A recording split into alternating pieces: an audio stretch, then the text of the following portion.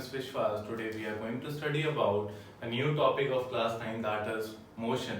So first of all, let's understand about what is motion. If I am moving, so I am an object, suppose, right? I am moving from one place to another, from here to here, then from here to here, right? Like I am representing myself as point object A, which is going object O, which is going from point A to point B, right? So when I started traveling from point A and go and stopped at point B, what happens in this case? I have changed two things. Two things have been changed. The first thing is what? Position. And the second thing is time. So these two things has been changed in this case. When an object changes its position with respect to time, then that state is known as motion. So motion is defined as when an object changes its position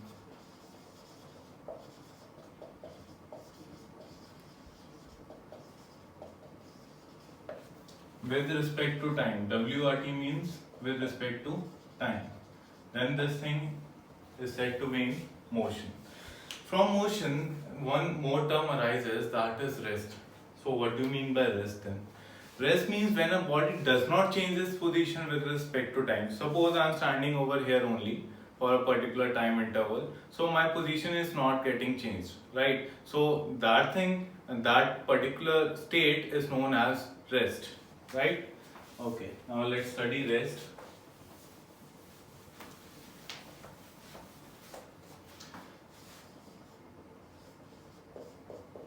When a body does not change its position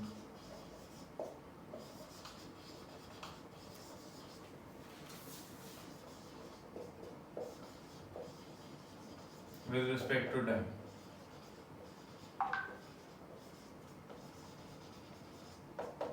is known as rest. For example, an object O placed at point A only and it does not change its position and the time goes on passing, time 1 second is there, time 2 second is there, and the object is placed over there only. That means the object is said to be at rest. Okay. Now moving forward to the next term, that is what are the types of motion. Okay, motion has basically three types. What are those three types? Circulatory, linear and oscillatory. Circulatory, linear and oscillatory. Right? Okay. Now, what do you mean by circulatory motion? Circulatory motion means motion along a circular path. Motion in circular path.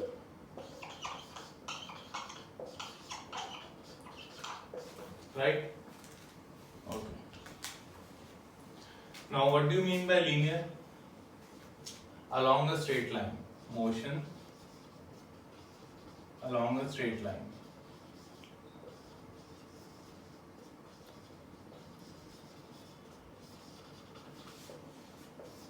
And oscillatory, that is also known as vibratory motion.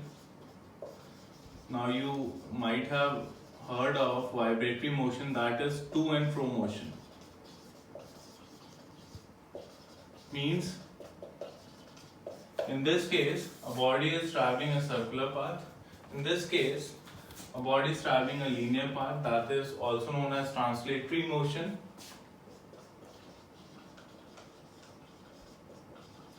And in this case the body is going from here to there, here to there and here to there in any of the directions, that is known as vibratory motion or oscillatory motion. Okay, moving forward to the next topic, that is, what do you mean by scalar and vector quantities? I hope you have understood this. This is a mind map for all of these things.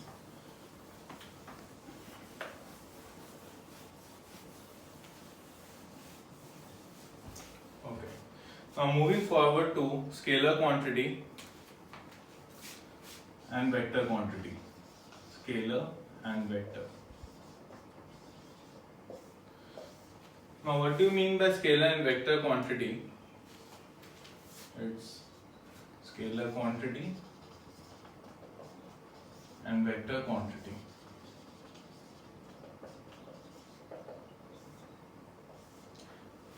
It has magnitude but no direction. In case of scalar quantity, it has magnitude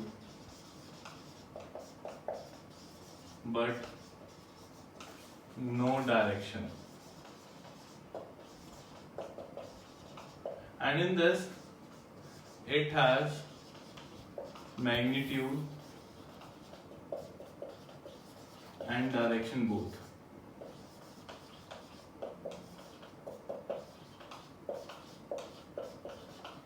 Okay. Now we have gone through these two cases. It has magnitude but no direction. What does it mean? For example, if someone asks you how much distance you have covered, so what you do is you will just see on your speedometer or odometer, whatever we say the odometer, basically whatever is given in your vehicles, right? In that odometer, that tells you about speed, right? So speed, you will say, so speed is somewhere around 40 km per hour, and distance I have covered is 80 km, right? So in these two cases, what happened was, speed, you are just mentioning a physical quantity, that is 40 km per hour I am traveling with this speed. Doesn't matter which direction you have gone or which distance you have followed or which path you have followed, right? So it is having only magnitude, no direction is specified over this case.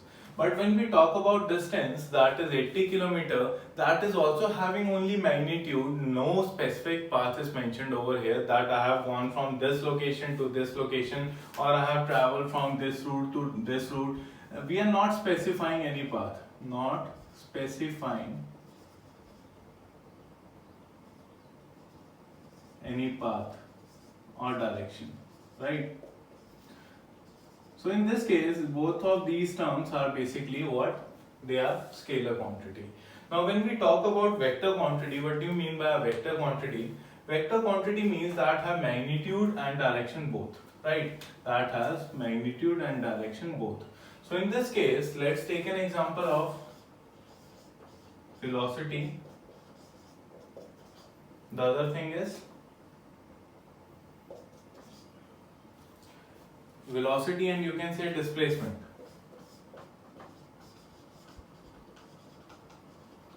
Velocity, if I am saying, is 40 km per hour. So velocity is a term that means I am giving a particular direction and a particular magnitude to the particular person or an object. So velocity, when I talk about, it has both magnitude and direction. Means if I will ask आप किस speed पे चला रहे थे, so you will say 40 km per hour. But when I ask about velocity, what do you say? 40 km per hour is my velocity, but I have traveled from this direction to this direction. You will specify the direction in that case. And similarly, the displacement. Displacement is the shortest path, right? So shortest path will automatically, you will came to know that this path the particular object has followed, because shortest path is only one, right? It can be two also, but let's take an example of a circular path. In this thing, if a body travels from here to here, right, it can travel this distance also, and this one also. But both these are distances, and this is what we call as displacement. So distance is the actual path followed by the body, and displacement is the shortest path followed by the body. So shortest path, we have automatically came to know that this direction the body has been gone, right? Okay. Now this much is about the scalar and vector quantities. Moving forward to our next topic, that is distance and displacement.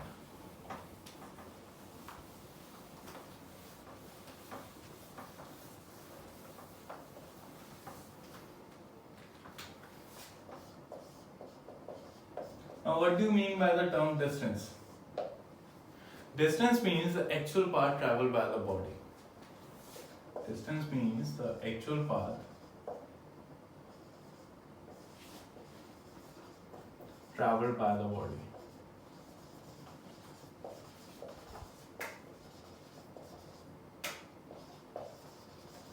Right? And displacement means the shortest path traveled by the body.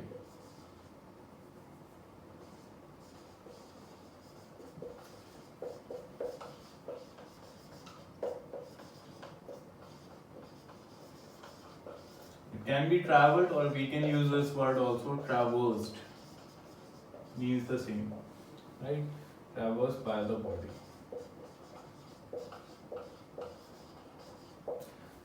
Okay. Now let's take a very cool example. Why I'm calling cool, you will came to know. Suppose these are 2 points. That's your home and that's your school. Right? When you are going from home to school, right? Or let's take from school to home. That will be a little bit good. School to home. Right? So what happens in this case is, जब छुट्टी होता है and you are going to home from school, what happens? There are many paths. One is this, the other one is this, the other one is this. So what you do, you used to follow this path or this path. आप घूमते हुए घर जाते हैं, कभी direct घर नहीं जाते, बहुत रेयर चांस होता है. तो आप जब घूमते हुए घर जा रहे हैं, that's known as distance. And when you are going straight home, that is, you are following the shortest path, that is known as displacement. Right? Very few students follow this path, and those are among good category, right? Yeah, thale jate hain zyada. Okay. Now coming to the, or moving to the next part, that is the difference between distance and displacement. So what is the first point of difference between distance and displacement? Distance is the actual path traveled by the body, whereas displacement is the shortest path traveled by the body. Second is, displacement is a scalar quantity, distance is a scalar quantity and displacement is a vector quantity. Third is, distance always remains positive and it can't be negative because वो पीछे कम नहीं हो सकता, right? And it can be positive only. It is not negative, not zero. But displacement, it can be positive, negative or zero. How come? Because displacement is, if a body, suppose, if an object O starts from point A, goes to point B and then came to point A, right? So final position is point A only. So displacement is basically the shortest path between the initial and final position. So when the initial and final positions are same, in that case displacement is 0. When initial position is equal to final position.